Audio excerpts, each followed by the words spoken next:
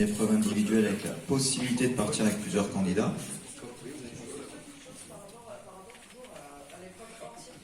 Oui. Vous parliez de premier essai et deuxième essai. Oui.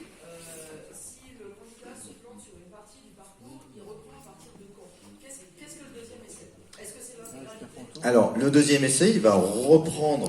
Vous allez replacer votre rôle de l'accompagnateur, vous allez replacer la moto donc au point de départ, et il repart avec. Alors, s'il a réussi son exercice, la première manœuvre, il a le droit de positionner 3 pieds. Il gardera ses 3 pieds pour le deuxième essai.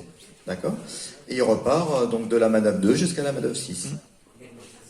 De rien. Alors la durée totale est de 40 minutes, dont 35 minutes de conduite effective.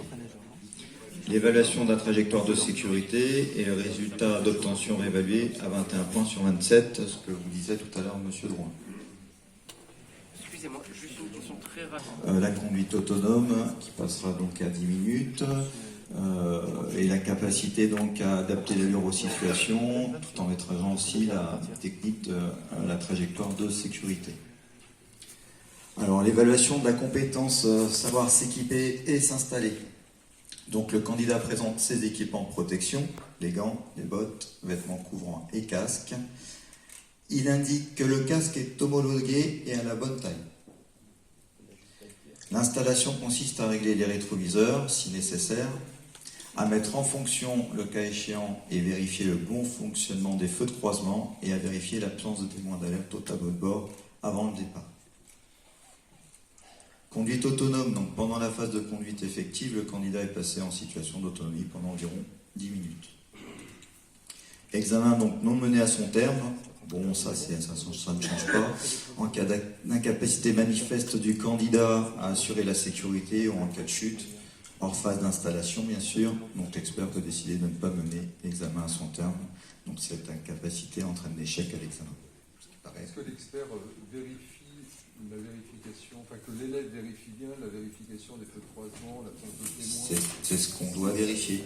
D'accord, donc il est à côté, Bien sûr. Et l'élève parle et lui dit, j'ai vu, c'est ça. Alors, concernant, il y a 3 choses importantes. Donc, c'est régler les rétroviseurs si nécessaire, mais ça, nous, on le voit quand il circule, s'il a bien réglé ses rétroviseurs. Donc ça, il a pas, s'il veut le dire, il n'y a pas de souci. À mettre en fonction, le cas échéant, et à vérifier ça, le bon fonctionnement des feux de croisement. Donc, il peut soit le dire, soit le vérifier par... si on voit qu'il se met devant, c'est qu'il vérifie que son feu de croisement est allumé. D'accord ?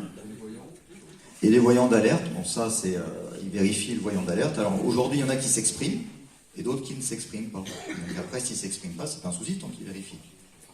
Comment l'expert voit qu'il est vérifié? Ben, ça c'est notre rôle, on est à côté, on voit s'il vérifie ou pas. De toute façon aujourd'hui les témoins d'alerte, une fois qu'il a démarré, c'est un. Maintenant si moi je vois un voyant d'alerte allumé et qu'il va partir, forcément c'est qu'il n'a pas vérifié. Ça répond à votre question? D'accord.